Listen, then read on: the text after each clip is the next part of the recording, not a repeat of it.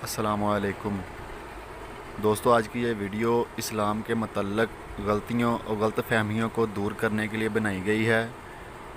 YouTube پہ ایک بھائی ہے جس نے اسلامک انجینئر کے نام سے چینل بنایا ہوا ہے۔ اس بھائی کا کام یہی ہے کہ اسلام میں غلطیوں کو نکالنا اور مسیحت کو آگے لے کے آنا۔ یہ اس کی کم علمی ہے، کم عقلی ہے کہ وہ یہ غلطیاں نکالتا ہے، اور اس ویڈیو میں ہم نے اسی کے سوالوں کا جواب دیا ہے۔ تو پلیز مہربانی فرما کر ساری ویڈیو کو ضرور دیکھیں۔ اسلام میں جنت لازم ہے؟ کیا ہر ایک مسلمان جنت میں جائے گا؟ کیا یہ جو بڑے بڑے عالم ہیں اور بڑے بڑے اسلامک اسکالرز ہیں، کیا یہ جنت میں جائیں گے؟ کیا بڑے بڑے پیغمبر یا نبی، ان کی جنت لازم ہے؟ عشراتم مبشراتم بالجنہ، یعنی اس کی ٹرو پروننسیشن عربی میں بنے گی، ایسے 10 لوگ جن کو جنت کی بشارت دی گئی ہے۔ یہ تو 10 اس لیے مشہور ہیں کہ یہ ایک مجلس میں جنتی ڈکلیئر ہوئے ہیں، اور صرف یہ 10 صحابہ جنتی نہیں ہیں۔ اصحاب بدر کے بارے میں بخاری مسلم میں موجود ہے کہ اگلی پچھلی خطائیں اللہ نے معاف کر دی ہیں، تو 313 تو وہ بھی ہیں، لیکن وہ بائی نیم نہیں ہے، جرنل ہیں۔ اسی طریقے سنن ابی داؤد میں حدیث موجود ہے کہ جنہوں نے بیت رضوان میں نبی الاسلام کے ساتھ بیت والا معاملہ کیا ہے، اس درخت کے نیچے اصحاب شجرہ، ان کو دوزخ کی آگ نہیں چھوئے گی۔ تو وہ تو 1500 کے قریب ہیں، بخاری مسلم میں آتا ہے، جابر بن عبداللہ کہتے ہیں وہ بھی جنتی ہیں۔ عشراتم مبشراتم بالجنہ، 10 لوگ جن کو دنیا ہی میں جنت کی بشارت سنا دی گئی۔ اس حوالے سے جامع ترمذی میں ایک حدیث ہے کہ عبد الرحمن بن عوف کہتے ہیں کہ 10 لوگوں کو نبی صلی اللہ علیہ وآلہ وسلم نے ایک مجلس میں جنت کی بشارت دی، اور آپ علیہ السلام نے فرمایا ابو بکر فی الجنہ، عمر فی الجنہ، عثمان فی الجنہ، علی فی الجنہ، طلحہ فی الجنہ، زبیر فی الجنہ، عبد الرحمن بن عوف فی الجنہ، سعد ابن ابی وقاص فی الجنہ، اور ابو عبیدہ ابن جراح فی الجنہ۔ یہ 10 بندے بنتے ہیں، تو ان کو نبی صلی اللہ علیہ وآلہ وسلم نے جنت کی بشارت دی، اور اس میں 10ویں ایک رہ گئے تھے، سعید ابن زید، ٹھیک ہے، جو حضرت عمر کے بہنوئی ہیں۔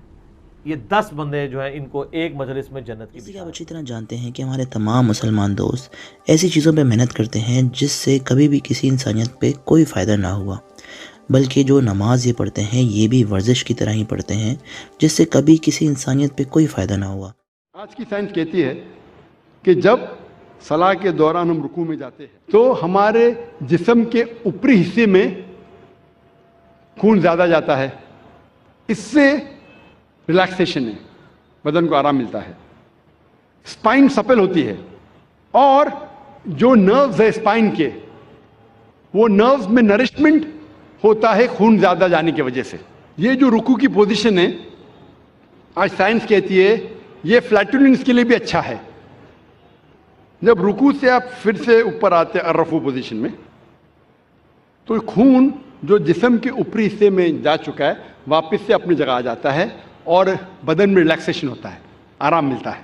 جب اب سجدہ پوزیشن میں جاتے ہیں رکوع میں، سجدے میں آج سائنس کہتی ہے کہ اس ایٹماسفیئر میں کئی الیکٹروسٹیٹک چارجز ہیں جو ہمارے سینٹرل نروس سسٹم پہ حاوی ہو جاتا ہے، جس کی وجہ سے ہمیں اسپیزم ہوتا ہے، ہمیں بیک ایک ہوتی ہے، کمر میں درد، مسل میں درد، اور اس کو گراؤنڈ کرنا بہت ضروری ہے۔ جس طریقے سے 3 پن پلگ ہوتا ہے، وہ 3rd پن ہوتا ہے ارتھنگ کے لیے، اسی طریقے سے سجدہ پوزیشن میں there is dominance on the frontal lobe, ذہن کا حصہ جو سوچنے میں استعمال ہوتا ہے وہ frontal lobe, there is dominance of frontal lobe and this precipitation. یہ بہت فائدے مند ہے جتنے الیکٹروسٹیٹک چارجز کو ڈسچارج کرنے کے لیے۔ سجدے کی پوزیشن میں، سجدے کی حالت میں بھیجے میں اور خون جاتا ہے، جو بھیجے کے ہیلتھ کے لیے بہت بہترین ہے۔ It's healthy for the brain, بھیجے کے صحت کے لیے اچھی ہے۔ جب سجدے کی پوزیشن میں فیس میں، چہرے کے چمڑی میں خون کا فلو زیادہ بڑھ جاتا ہے، جس سے چمڑی کی بیماری، مثال کے طور پہ فائبروسائٹس، मिसाल के तौर पर चिल बेंड्स होने के इम्कानात कम हैं और एक खुसूसन ठंडी के वक्त ये चेहरे के लिए बहुत अच्छा है। सजदे के पोजीशन में there is less chances of having sinusitis. Sinusitis बीमारी के बारे में आपने सुना होगा, हेडेक होता है। साइनसाइटिस सजदे के पोजीशन में जो मैक्सिलरी साइनस है, मैं माफ़ी चाहता हूँ ये मेडिकल टर्मिनोलॉजी का तर्जुमा करूँगा तो पूरी रात निकल जाएंगी, तो माजरत चाहता हूँ, और करूँगा तो भी आपको समझेगा नहीं। ये मैक्सिलरी साइनस जो है उसका ऑस्टियम जो ओपनिंग होती है, उर्दू में कह सकता हूँ कि छेद, वो मीडियल साइड और एंटीरियर साइड में, it is like inverting a pot. तो सजदे की हालत में there is drainage of the maxillary sinus. सलाह के डिफरेंट पोजीशन में, कयाम, रुकू, सजदा, इसके अंदर frontal sinusitis, ethmoidal sinusitis, स्पिनॉइडल sinusitis होने के चांसेस कम है। सजदे की हालत में there is drainage of the bronchial tree, जो फेफड़े में जो सेक्रीशन है वो सेक्रीशन के ड्रेनेज होता है, there is less chances of having bronchitis. फेफड़े की बीमारी होने के कम इम्कानात है। आम तौर पे जब हम सांस लेते हैं, आज की मेडिकल साइंस ये कहती है कि सांस जब आप लेते हैं, अंदर बाहर करते हैं, तो सिर्फ 2/3 हिस्सा, 2/3 portion of the lung air is excelled out. सिर्फ 2/3 हिस्सा हवा का, फेफड़े का बाहर जाता है और नई हवा आती है। 1/3 हिस्सा पुराना ही रहता है, उसे साइंस में हम कहते हैं रेसिडुअल एयर, यानी फेफड़े की 1/3 हिस्सा जो है हवा का वैसा ही रहता है, सिर्फ 2/3 हिस्सा बाहर जाता है और नया आता है। सजदे के हालत में जब आप सांस लेते हैं, द एब्डोमिनल विसरा, जो पेट के आला है, वो लगते हैं डायफ्राम की तरफ, डायफ्राम को ढका देते हैं। डायफ्राम ढका देता है lower lobes of the lungs, इससे जो रेसिडुअल एयर है 1/3 हिस्सा वो बाहर निकल जाता है। तो हमारे फेफड़े में सारी की सारी जो हवा आ रही है, और जो हज होता है ये भी एक बहुत बड़ा कारोबार है। मिसाल के तौर पे हम इन बाबा जी की मिसाल ले लेते हैं, जिनकी हालत वैसे ही बहुत नाजुक है और बहुत खस्ता हुई हुई है, और जैसे कि आप देख सकते हैं एक बेचारा गंजा इनके हाथों से बाल बच गया। शायद ये बाबा जी ये सोच रहे हैं जितनी ज़्यादा ताकत लगाऊंगा उतनी ज़्यादा हूरें मिलेंगी जन्नत में, जिसके लिए मैं कभी किसी दिन अजर अजीम यानी हज अगर कबूल हो गया तो उसकी जज़ा जन्नत मिल जाएगी। हज मकबूल से मुसलमान गुनाह से ऐसे पाक हो जाता है जैसे उसका अभी जन्म हुआ हो। हज और उम्रा करने वाले अल्लाह के मेहमान होते हैं, उनकी दुआएं कबूल होती हैं। अल्लाह के जिक्र और हज की जगहों पर उसकी निशानियों की अजमत जाहिर हो जाती है, दीनी और दुनियावी फायदे हासिल हो जाते हैं। औरतों का अफजल जिहाद हज है।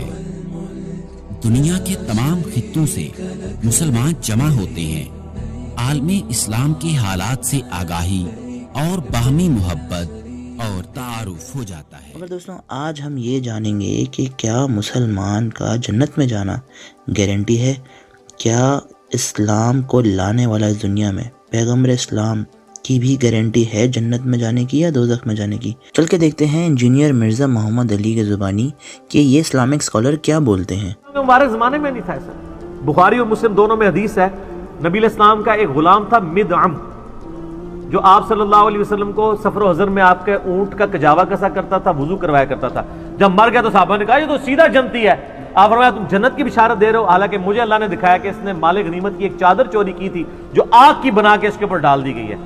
तो साहबा कराम घरों को दौड़े, अगर किसी ने एक रस्सी का टुकड़ा भी उठाया हुआ था ना, ये नहीं कि ये खैर है ये ले जाओ, वो वापस जमा करवा दिया।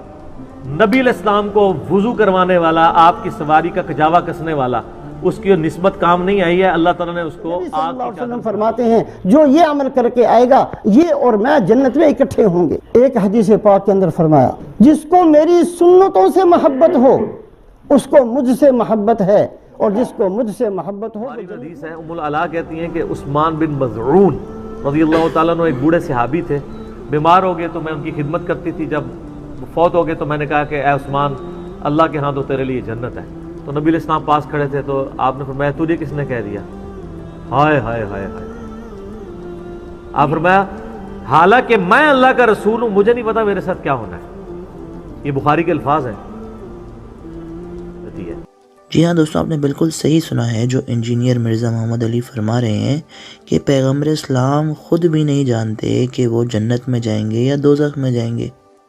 کہنے لگا یا رسول اللہ صلی اللہ تعالی علیہ وسلم انی لا اصوم الا الشہر، میں روزے ووزے کچھ نہیں رکھتا سوائے رمضان کے، ولا اصلی الا الخمسہ، اور میں نماز بھی نہیں پڑھتا سوائے 5 نمازوں کے، یعنی صرف 5 وقت کی نماز، کوئی نفل تہجد نہیں پڑھتا ہوں، اور مال میرے پاس ہے نہیں کہ میں صدقہ خیرات کروں.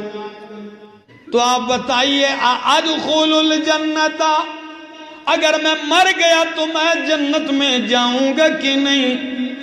نبی علیہ السلام نے فرمایا ہاں، اگر تو اس حال میں مر گیا تو جنت میں جائے گا.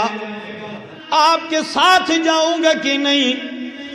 تو نبی علیہ السلام مسکرا پڑے. فتبسم رسول اللہ، نہیں. تو نبی کریم نے مسکرا کے فرمایا دیہاتی سن، اگر میرے ساتھ جنت میں جانا چاہتا ہے تو پھر یہ کام ضرور کر، ان حفظت لسانک من اثنین وقلبک من اثنین وعینیک من اثنین، اپنے دل کو 2 چیزوں سے محفوظ رکھ پاک کر، اپنی آنکھوں کو 2 چیزوں سے پاک کر، اپنی زبان کو 2 چیزوں سے پاک کر. کون سی 2 چیزوں سے زبان کو پاک کر؟ الغیبت والکذب، غیبت سے، جھوٹ سے زبان کو پاک کر، اور آنکھ کو جس چیز کی طرف اللہ نے دیکھنا حرام کر دیا ہے اس کو نہ دیکھ، کسی کو حقارت کی نگاہ سے نہ دیکھ، دل کو کھوٹ سے، حسد سے پاک کر. اگر تو نے یہ کام کر دیے تو قیامت والے دن میں محمد کے ساتھ جنت میں داخل ہوگا. تو دوستوں میں فیصلہ آپ کے اوپر چھوڑ دیتا ہوں کہ کیا آپ کسی ایسے کو مانیں گے جس کو اس کے فیوچر کا نہیں پتا کہ وہ جنت میں جائے گا یا دوزخ میں، یا آپ کسی ایسے کو مانیں گے جس کا پریزنٹ اور فیوچر دونوں کا آپ کو گارنٹی کے ساتھ پتا ہے کہ وہ اس ٹائم جنت میں. روایت موجود، حضرت انس بن مالک کہتے ہیں کہ رسول کریم صلی اللہ علیہ وسلم نے مجھ سے وعدہ کیا. کیا فرماتے میرے آقا؟ وعدنی ربی عز و جل، میرے رب نے جو عزتوں والا ہے، جو قدروں والا ہے، وہ عزیز ہے، وہ جلیل ہے، اس نے مجھ سے وعدہ کیا. وعدنی، وعدہ کیا، وعدہ کیا کہ کیا؟ ان یدخل من امت الجنت 100,000، میری امت میں سے 1,00,000 آدمی کو بغیر حساب کے جنت میں داخل کرے گا. کہتے ہیں ابو بکر صدیق بیٹھے ہوئے پاس. فقال ابو بکر، حضرت ابو بکر کا عقیدہ دیکھیے، یا رسول اللہ زدنا زدنا زدنا. حضور آپ کی امت کو 1,00,000 تو ہوگی نہیں، کہا کہ زدنا، اور بڑھائے نا. بلکہ آگے جملہ سنیں آپ. حضور نے سنا، فرمایا ابو بکر تو مراد پر پہنچا ہوا ہے، اور میری امت کا اتنا خیر خواہ ہے تو.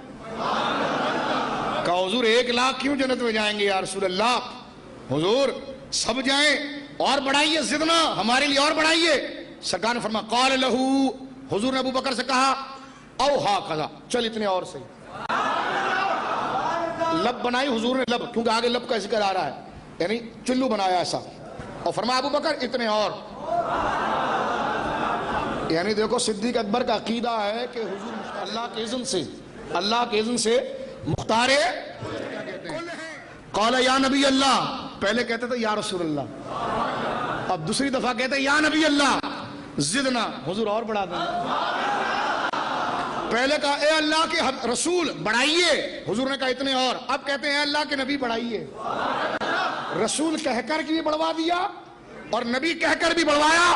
اور اب حضور علیہ الصلوۃ والسلام یہ نہیں کہتے بس کرو، اتنا نہیں ہوتا. قل لا املک لنفسی نفعا ولا ضرا الا ما شاء اللہ، الا ما شاء اللہ. حضور فرماتے ہیں، حدیث پاک کے اندر جملے موجود ہے، کہا یا نبی اللہ زدنا، ہمارے لیے اور بنائیے. فقال وہکذا، ابو بکر اتنے اور، اتنے اور.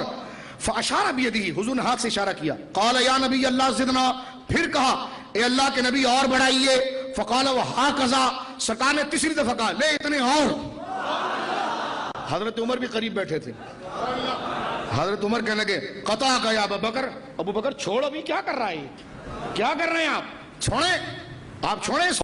मालना वलका या इब्न खत्ताब, ए अबू बकर अगर मैं ये बोलता रहूं हुजूर बढ़ाते रहे तो मेरा क्या जा रहा है और तेरा क्या जा रहा है। मालना व मालक, मेरा क्या जा रहा है तेरा क्या जा रहा है। तो हजरत अबू बकर भी, हजरत उमर भी तो फिर हुजूर के शागिर्द है ना, वो भी तो आशिक है।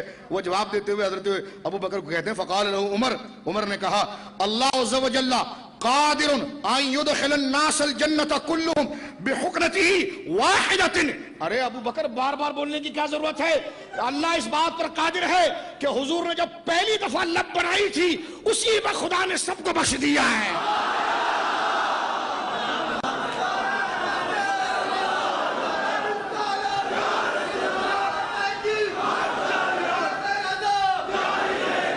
अब ये बात दुरुस्त है, ये क्या है। सरकार ने जब सुना कि उमर ने इतनी बड़ी बात कर दी है कि मैंने जब पहली दफा ये हाथ उठाया था तो सारे काम हो गए थे, ये अबू उमर ने सही बात की है। सरकार दो आलम हजरत उमर की तरफ मुतवज्जे हुए। क़ाल नबी सल्लल्लाहु अलैहि वसल्लम सदक़ उमर, उमर तूने बिल्कुल सच कहा।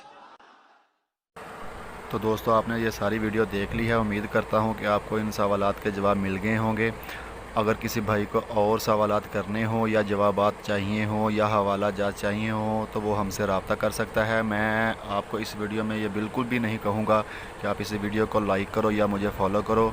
मैं सिर्फ़ आपको ये कहूँगा कि आप इस वीडियो को ज़्यादा से ज़्यादा शेयर करो ताकि जितने भी भाई इस इस्लामिक इंजीनियर की बातों में आ रहे हैं वो गुमराह होने से बच जाएं, नबी करीम सल्लल्लाहु अलैहि वसल्लम की शान पाक में गुस्ताखियों से बच जाएं, गलत ख़यालात से बच जाएं और कामयाब हो सकें।